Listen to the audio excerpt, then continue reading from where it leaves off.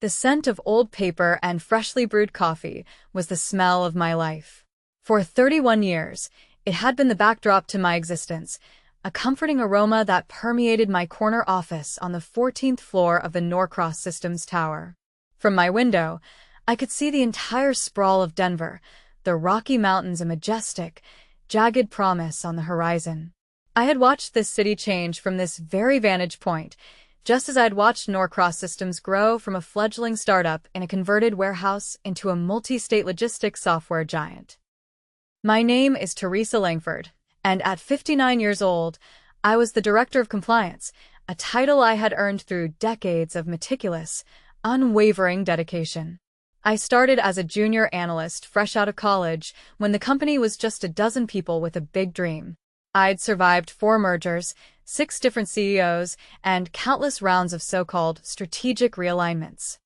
Through it all, I was the bedrock, the institutional memory, the one who ensured that for all our aggressive growth, we never ran afoul of the labyrinthine regulations that governed our industry. I kept us out of legal trouble, maintained our regulatory standards, and earned the respect of everyone who mattered. Everyone, that is, except Brian Kessler. Brian was the new chief financial officer, a 39-year-old wunderkind poached from a high-powered consulting firm 8 months ago. He strode through the halls with the predatory grace of a shark, his designer suits perfectly tailored, his smile a flash of white that never quite reached his cold, calculating eyes. His mandate was simple and brutal: optimize operational efficiency. In corporate speak, that meant slash costs, and in his eyes, anything that didn't directly generate revenue was a liability. From day one, he made it clear that he viewed my department, the compliance department, as a necessary evil rather than a business safeguard. During budget meetings, when I requested resources for regulatory updates or essential training, he would roll his eyes, a subtle but deeply insulting gesture.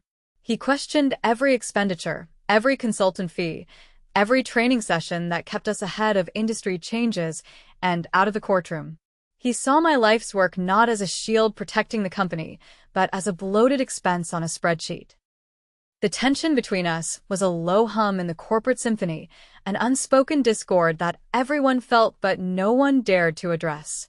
He represented the new Norcross, lean, aggressive, and devoid of sentiment. I, with my 31 years of service, represented the old Norcross, a company that once valued loyalty and experience. I was just 27 days away from my full pension vesting. 27 days from the finish line of a marathon I had run with everything I had. My late husband, David, and I had planned our retirement around it. We'd bought our modest 2-bedroom house in Lakewood in 1995, and thanks to my steady income, we'd paid it off.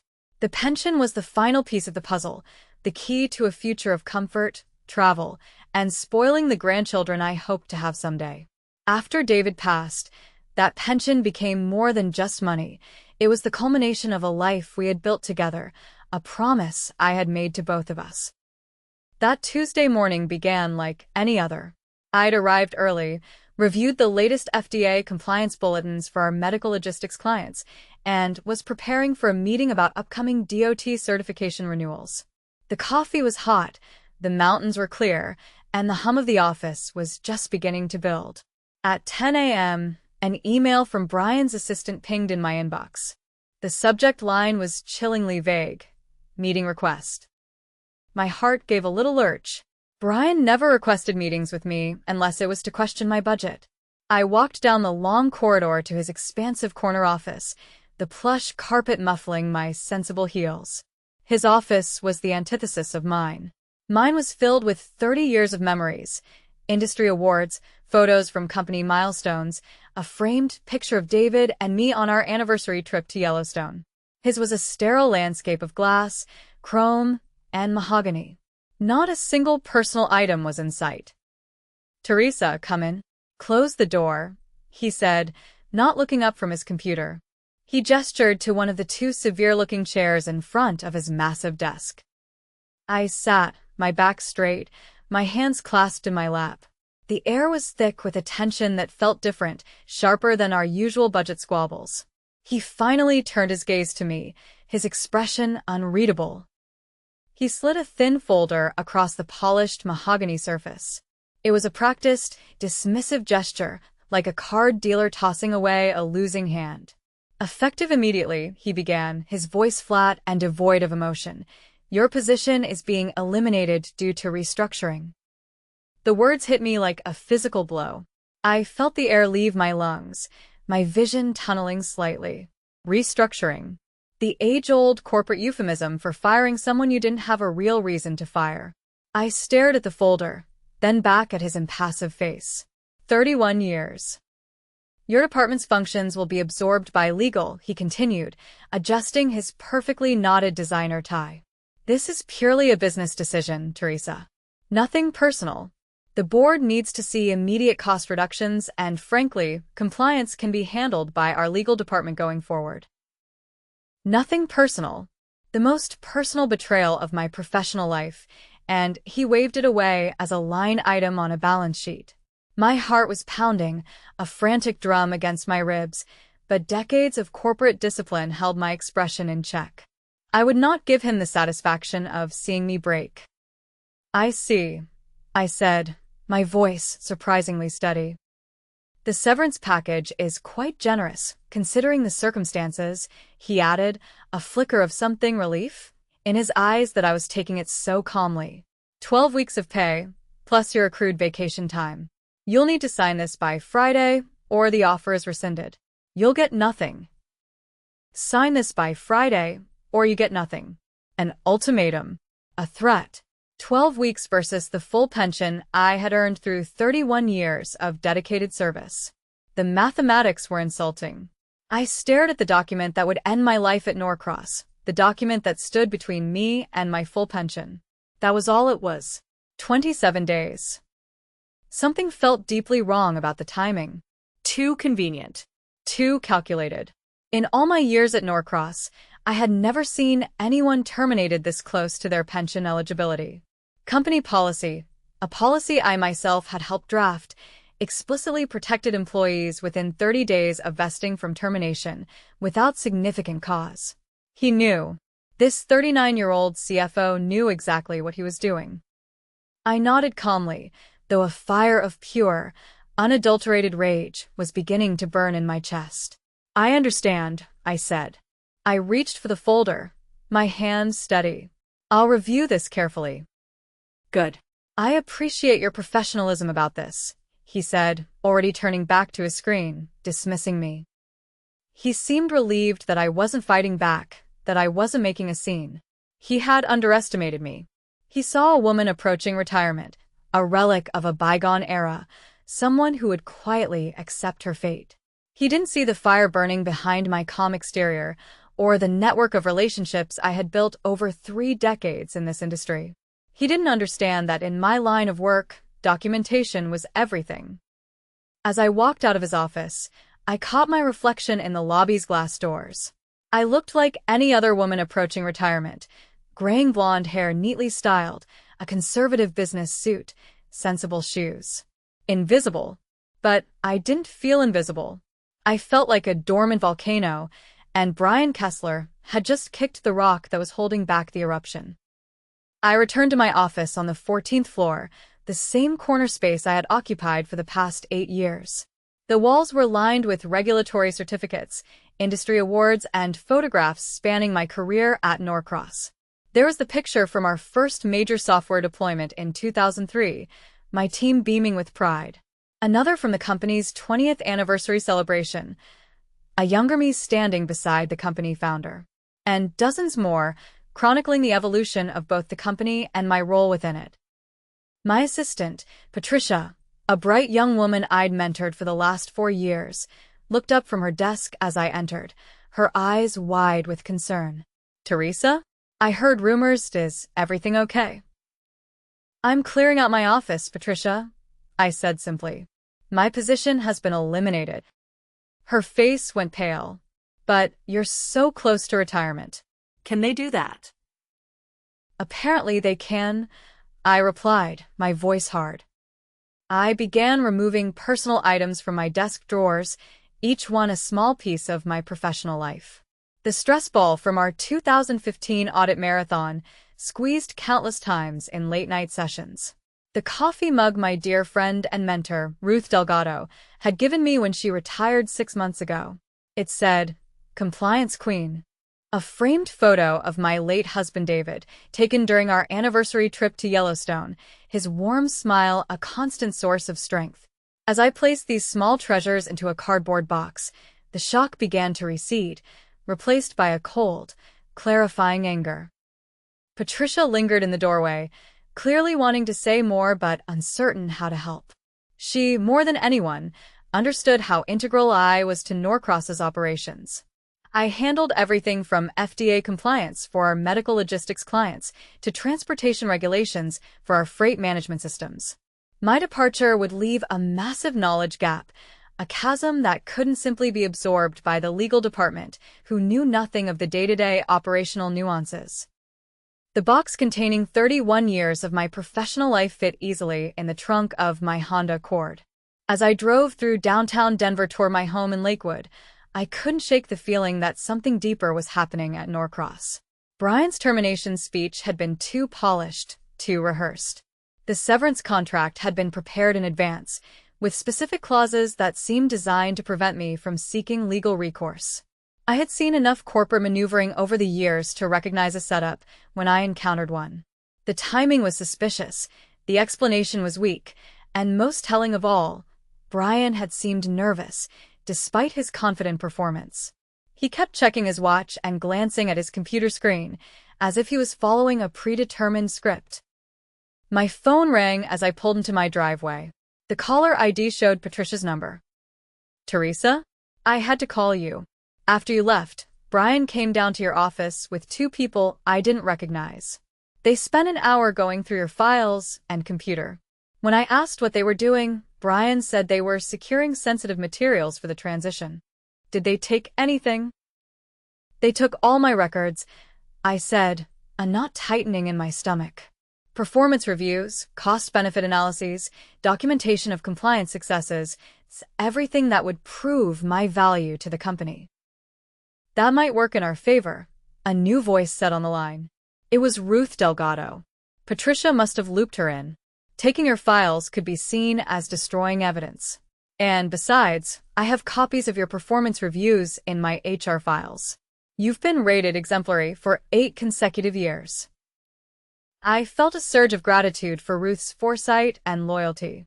She had always been meticulous about documentation, a trait that had served her well during her HR career and was about to serve me even better. "Teresa, this doesn't make sense," Patricia whispered, her voice fraught with worry. "The Morrison audit is next month. The DOT certification renewal is due in 6 weeks. How can they possibly?" "They will figure it out," I interrupted gently, though a new, colder thought was forming in my mind. "They always do." But even as I said it, I knew Patricia was right. Brian Kessler had no idea what my department actually did. He saw compliance as paperwork and bureaucracy, not as the complex web of relationships and expertise that kept Norcross functioning legally across multiple jurisdictions. I had spent years building connections with regulatory agencies, understanding the nuances of ever-changing requirements, and developing internal processes that made compliance seamless for our operational teams. The irony wasn't lost on me. 3 months ago, I had prevented a potential lawsuit that could have cost the company millions when I caught a software glitch that was incorrectly calculating freight classifications. 6 months before that, I had negotiated with state regulators to avoid penalties when our Jacksonville office accidentally processed shipments using outdated hazmat protocols. These weren't just administrative tasks, they were business-critical interventions that protected Norcross's reputation and bottom line. "Ruth," I said, my voice low and firm, "I need to ask you something. Do you still have access to any of your old HR files from Norcross?" There was a pause. I shouldn't, but she paused again, and I could hear the decision being made. When I retired, I kept copies of certain documents for my own protection. Employment contracts, policy changes, executive communications.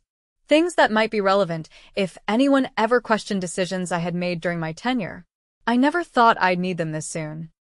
The next day, I was at Ruth's kitchen table. She lived in a well-maintained ranch house in Westminster, about 20 minutes from my own home. She greeted me at the door with a grim expression that told me she had spent the night thinking about my situation. "I've been going through my files," she said, leading me to her home office. Her desk was covered with manila folders, printouts of emails, and handwritten notes. "Teresa, what I found is worse than I initially thought." She handed me a printed message. "This email is from February. It's from Brian Kessler to the executive team discussing pension liability optimization. Look at this paragraph." I read it aloud, my hands shaking. "Our analysis indicates that preventing certain high-tenure employees from reaching full vesting could significantly improve our quarterly projections. Legal recommends structuring any necessary workforce adjustments as performance-based terminations or departmental consolidations to minimize exposure." My blood ran cold. The email specifically mentioned identifying employees within 60 days of pension vesting and developing appropriate transition strategies for their positions. While it didn't mention me by name, the timing and criteria made it clear that I had been targeted months ago. "Ruth," I whispered, "this is evidence of conspiracy. How did you get this?" "Executive emails were automatically copied to HR for documentation purposes," she explained. "It was company policy to ensure we had records of all employment-related decisions. When I retired, I kept copies of sensitive communications that might be relevant to future legal issues." She handed me another document, a spreadsheet showing all Norcross employees within 90 days of pension vesting.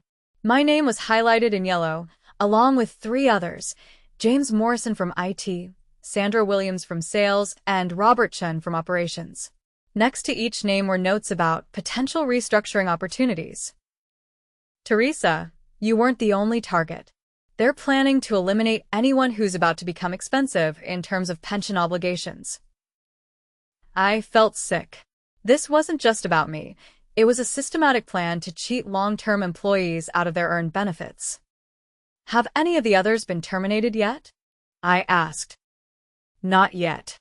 But according to this timeline, James Morrison is scheduled for next month, Sandra Williams in 6 weeks. They're spacing out the terminations to make them look unrelated." Ruth pulled out another folder, this one containing internal memos about the compliance department specifically. "These show that Brian has been building a case against your department for months. He's been documenting every minor expense, questioning every consultant fee, and creating a paper trail to justify eliminating the position." "But the department is essential," I protested. "We prevent legal issues that could cost millions." "That's not how Brian sees it. Look at this memo from him to the CEO." She handed me a document titled Operational Efficiency Analysis, Compliance Department. The memo argued that compliance functions could be streamlined by transferring responsibilities to the legal department, resulting in immediate cost savings of over $200,000 annually. What the memo failed to mention was that the legal department had no expertise in regulatory compliance, no relationships with regulatory agencies, and no understanding of the day-to-day operational requirements that kept Norcross in good standing with various government bodies. The final, most infuriating piece of evidence was a copy of Ruth's notes from a board meeting in June. Remember that presentation Brian gave to the board about right-sizing operational expenses? I attended that meeting as HR director. Here are my notes.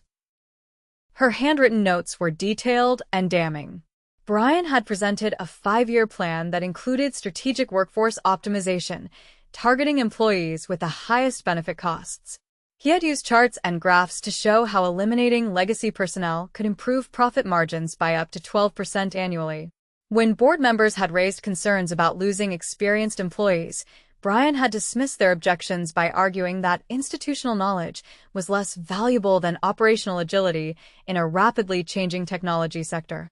He claimed that younger employees with current skills could handle traditional responsibilities more efficiently. The board approved his plan. I voiced my concerns about age discrimination and the risk of losing critical expertise, Ruth said quietly. But I was overruled. 3 weeks later, they announced my early retirement package. This revelation stunned me. Ruth, are you saying they forced you out too?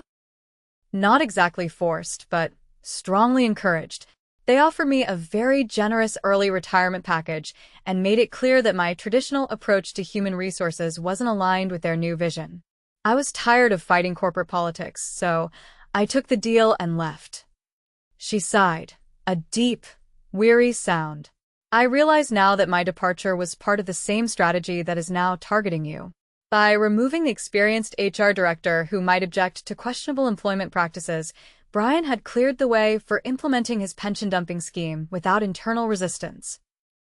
Ruth and I spent the entire weekend organizing our evidence and developing our strategy. By Sunday evening, we had built a comprehensive case. On Monday morning, I called attorney David Richardson, a man whom Ruth had worked with during her previous company's pension dumping case. After reviewing our evidence, he agreed to take my case on a contingency basis. This is one of the clearest examples of pension manipulation I've seen, Richardson told us during our Tuesday meeting. The documentation is exceptional, and the pattern of targeting employees near vesting is obvious. We're going to file a formal complaint with the Department of Labor while simultaneously pursuing wrongful termination and age discrimination claims. That afternoon, Richardson filed our complaint. By Wednesday morning, the local news station, Channel 7, was running a story titled, "Denver Software Company Accused of Pension Fraud." The reporter had obtained copies of our legal filing and was interviewing employment law experts about the broader implications of pension dumping schemes. By Thursday, the story had been picked up by the Denver Post and several industry publications. Norcross Systems was suddenly facing intense public scrutiny. Their stock price dipped. Potential clients were asking questions about the company's ethical standards. The tide was turning. On Friday morning, just hours before my severance offer was set to expire, Brian Kessler called me. His voice was tight with barely controlled anger. "Teresa, we need to talk. This situation has gotten completely out of hand." "I don't think we have anything to discuss, Brian," I said, my voice as cold and clear as a mountain stream in winter. His tone shifted, a desperate edge creeping in. "The board wants to resolve this matter quietly. We're prepared to offer you a very generous settlement. I'll have my attorney contact you," I said, and hung up. The following Monday brought developments that exceeded even Ruth's optimistic expectations. Richardson called to inform me that the Department of Labor was launching a formal investigation into Norcross Systems' pension practices. And 3 additional employees, James Morrison, Sandra Williams, and Robert Chin, had contacted his office, claiming they had been terminated under suspicious circumstances. "Teresa, this is becoming a class action case," Richardson explained. "We now have James Morrison, who was terminated last week, exactly 60 days before his pension vested. We have documentation of Sandra Williams being placed on a performance improvement plan despite stellar reviews, clearly setting up her termination. And we have a former IT director who was let go 2 years ago under circumstances that now look highly suspicious." Meanwhile, the media attention was intensifying. Channel 7 had interviewed pension law experts who explained how companies could save millions by systematically eliminating employees just before they qualified for full benefits. The story resonated with viewers because it represented a fundamental betrayal of the social contract between employers and loyal workers. Ruth called me on Wednesday with news that made my day. "Teresa, I just heard from Patricia.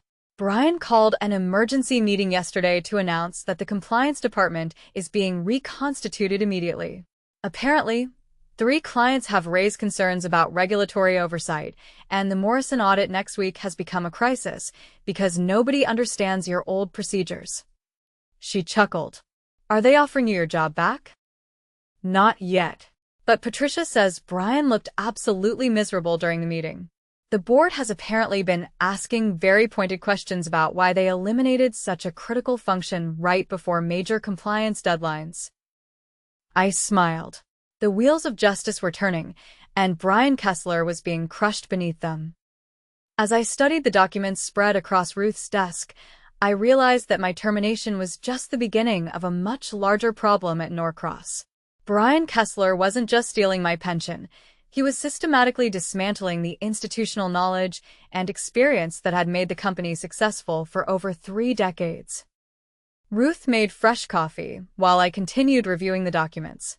Each piece of evidence painted a clearer picture of Brian Kessler's strategy, but also revealed something more personal and infuriating. He had been planning my termination since the day he was hired. My journey to justice had taught me that loyalty and integrity, while not always immediately rewarded, ultimately provide the strongest foundation for both personal satisfaction and professional vindication. And as I looked toward the future, I realized that sometimes the greatest revenge is simply ensuring that the truth comes to light, and that my years of careful documentation and professional relationships had given me the tools to fight back when it mattered most.